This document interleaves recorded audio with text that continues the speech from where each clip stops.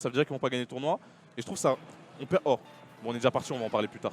Yes, on terminera ceci plus tard, effectivement. Le match commence finalement. Quick attack ici pour se replacer d'ores et déjà, côté Niroz. Niroz, grand appréciateur, un joueur qui apprécie beaucoup le basket, on le sait. Ouais. Donc à domicile, on n'ira pas jusque-là. Mais on sait que Niroz était présent en Slam Basket 1, on sait qu'il était présent en Slam Basket 2, il est désormais présent à l'Eurostep, qui est la nouvelle série de tournois de Wartox ici directement. On a pris quelques pourcents quand même en début de game, on connaît sa mus, on connaît le damage output, on sait que ça peut aller extrêmement vite dans ce genre de match-up. Donc il va falloir rester sur ses gardes et surtout, le plus important pour Niroz selon moi, c'est qu'il va vraiment falloir être lucide de fou et létal de fou. Genre au moment où il y a un kill, il va vraiment falloir le trouver parce que des opportunités de kill, je pense qu'il n'y en aura pas des milliards, il va falloir en profiter le plus possible. Ouais. Et du coup, moi, je me permets, mais aujourd'hui, je vais pas appeler Niroz, mais JP Bowling. Pourquoi JP Bowling? Parce que c'est son pseudo de basketteur. Donc sur Smash, c'est Niroz, mais au basket, c'est JP Bowling. Et aujourd'hui, on a l'Eurostep, un mix des deux. Je vais l'appeler JP Bowling. Et du coup, comme tu l'as dit, c'est un match-up, c'est vraiment compliqué pour lui parce que c'est un match-up, il va gagner des petites wins de neutral, il va gratter un petit peu. Il va avoir peu d'occasions de tuer. Quand il va les avoir, quand il va avoir des confirmes, quand il va trouver des black dance, des landing neutralaires, des ledge trap, etc. Il va falloir être létal, il va falloir tuer. Et en face, la Samus, chaque seconde est un moment où il peut tuer. Il n'y a aucun moment où il ne peut pas tuer. Comme disait Mitroglou, je peux marquer à tout moment. Samus peut tuer à tout moment. Ouais, elle peut vraiment tuer à une tout up moment. throw, un vilain char shot, un back air, un upper, un fair. Un down tilt à l'aide. Tout ce qu'elle veut. Tout ce que tu veux. Tiens, retiens. Tiens. Et là, ce B ici, côté Spectral, c'est peut-être le 8ème B de la game, un truc comme ça. Celui-ci ne tue pas parce qu'il est style, parce qu'il le multiplie encore et encore. Ici, on va prendre reverse pair. Il faut atterrir désormais. Est-ce que ce sera chose faite? On a le down B avec la bombinette. On ne pourra pas encore atterrir ici. Très beau reverse B ici pour se replacer dans les airs, changer un petit peu le momentum de tout ceci. On va prendre ce backer, on se retrouve off stage. Mais Samus, c'est compliqué à edgeguard. Samus, c'est vraiment pas évident à edgeguard. Ici, on aura une roulade, la dash attack de la part de Pikachu qui ne tuera pas. Mais on se fait un petit peu balader ici côté Spectral. On va avoir besoin de recover. Le Trump, le backer qui ne passera pas. Malheureusement, Niroz qui joue plutôt bien, mais ça ne suffit pas encore à tuer. Et le kill, c'est la chose la plus importante ici. Totalement, le kill, c'est la chose la plus importante. Et là, il trouve un forward air qui va un peu chez le poke. Et comme tu l'as dit, Spectral a fait énormément de B. Ça me fait plaisir de voir ça. Parce qu'il faut savoir que Spectral, c'est un peu un mec, un peu à la OG, un bandeur de fondamentaux. Un bandeur de beau football. Il essaie tellement de ne pas jouer gimmick, il fait très peu d'UP B, il abuse pas trop de son perso. C'est un peu l'inverse des Samus. Généralement, les Samus, le chemin qu'elles prennent, oh le B qui est trouvé encore une fois, qui va tuer.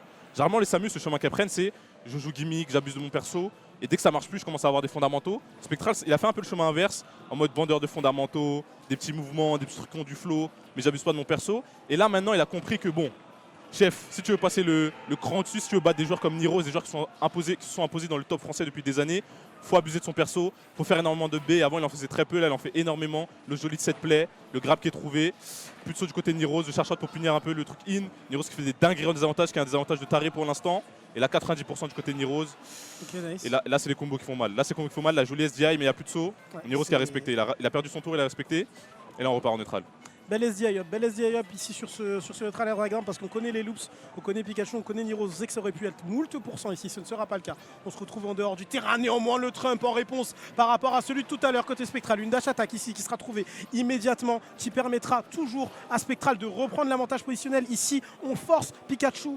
On veut garder cette distance. Pikachu essaye de rapprocher ce gap, en fait, d'essayer de rapprocher de son adversaire. Mais directement, on a ses dash attack, on a ses EB, ces options très rapides qui viennent mettre beaucoup de pourcents. On n'a pas envie de charger le chargeur à 100%. On sait que ça le rend moins efficace, moins efficient. Mais ici, charge à 100%. Du coup, forcément, on va shield côté Niroz. Mais si tu shield, grab, up throw, direction le ciel, va là-haut, dans les gratte-ciel du terrain. La stock sera récupérée par Spectral. Le lead est conséquent cette fois-ci. Voilà, gros lead du côté de Spectral.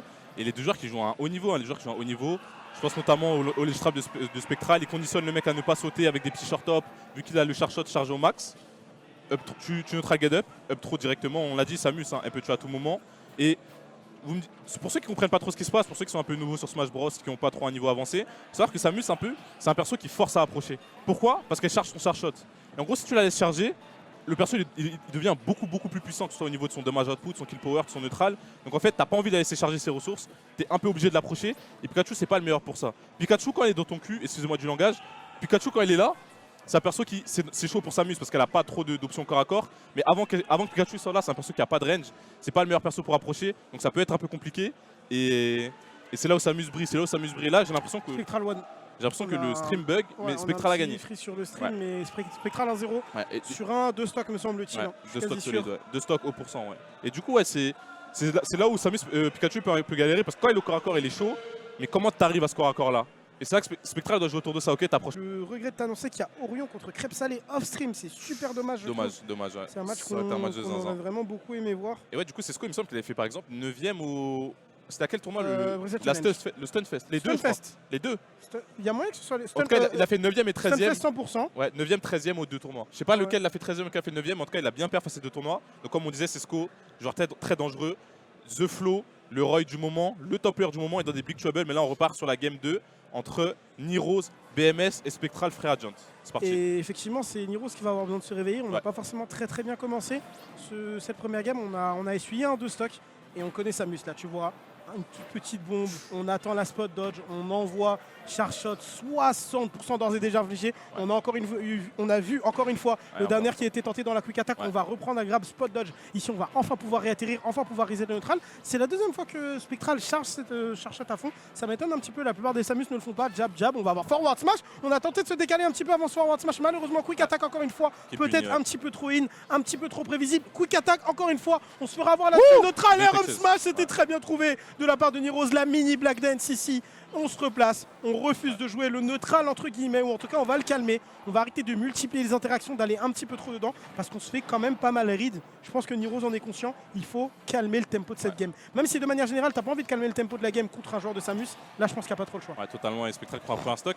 Et Spectral, ce qu'il nous montre, c'est une démonstration de comment jouer contre la quick attack. Je sais pas si tu as vu un moment, il a backer la quick attack de Pikachu. Parce que Niroz essaie de Rico high, mais c'est passé en sour spot. Là, ensuite, spot, ça aurait pu très mal finir. Je crois que Niroz avait 60%. Il aurait pu exploser.